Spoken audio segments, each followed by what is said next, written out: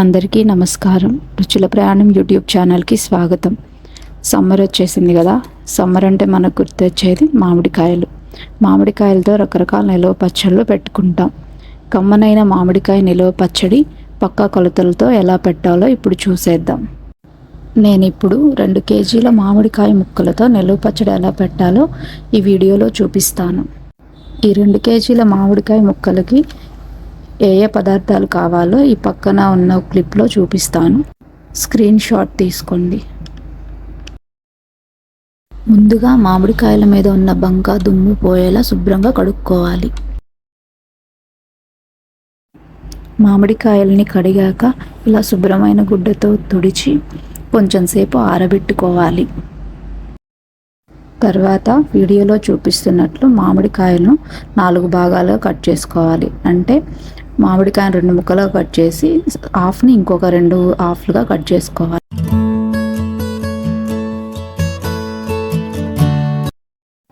మనం గింజతో సహా కట్ చేస్తాం కదా, ఇలా కట్ చేశాక గింజను తీసివేయాలి. గింజను తీసివేశాక దాంట్లో ఒక నల్లటి పొర ఉంటుంది, దాన్ని కూడా తీసివేసి ఆ ముక్కను క్లీన్ చేసుకోవాలి. ఇలా క్లీన్ చేయడం వల్ల మన పచ్చడి చేశాక ఆ పొర లాంటిది పచ్చడిలోకి రాకుండా ఉంటుంది, పచ్చడి శుభ్రంగా ఉంటుంది. మనం ఇంట్లో ముక్కలను కట్ చేసుకోవడానికి వీలు లేనప్పుడు బయట మార్కెట్లో కట్ చేయించుకొని తెస్తాం కదా, అప్పుడు కూడా ఇలాగే నీట్గా క్లీన్ చేసుకోవాలి.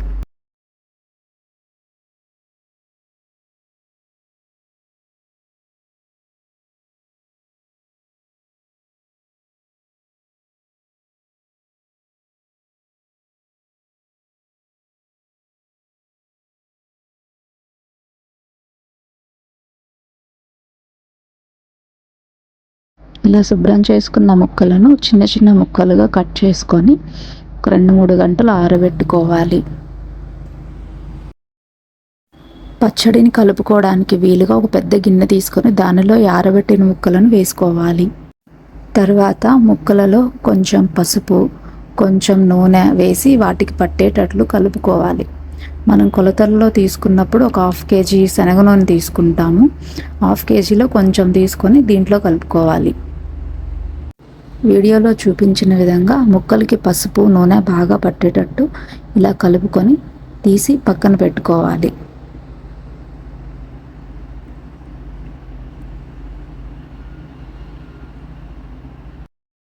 అదే గిన్నెలో 300 గ్రాముల కారం, 300 గ్రాముల ఉప్పుని తీసుకొని బాగా కలుపుకోవాలి. తర్వాత 100 గ్రాముల మెంతులను, 100 గ్రాముల ఆవాలను విడివిడిగా మిక్సీ వేసి పొడి చేసి దాన్ని కూడా వేసి కలుపుకోవాలి.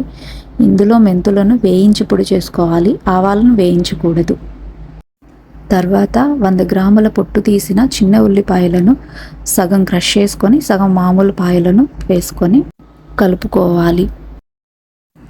తర్వాత మనం పక్కన పెట్టిన మామిడికాయ ముక్కలను ఈ మిశ్రమంలో వేసి బాగా కలుపుకోవాలి. ముక్కలు అన్నిటికీ కారం, ఉప్పు, నూనె ఇదంతా పట్టే విధంగా కలుపుకోవాలి. తర్వాత ఈ ముక్కలలో కొంచెం కొంచెం నూనె వేసుకుంటూ కలుపుకోవాలి.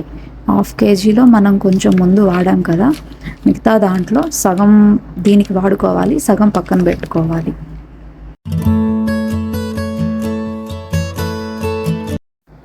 ఇలా మంచిగా కలుపుకున్న ముక్కలను ఒక జాడీలో కానీ ఒక ప్లాస్టిక్ డబ్బాలో కానీ ఒక 3 రోజుల పాటు నిల్వ చేసుకోవాలి.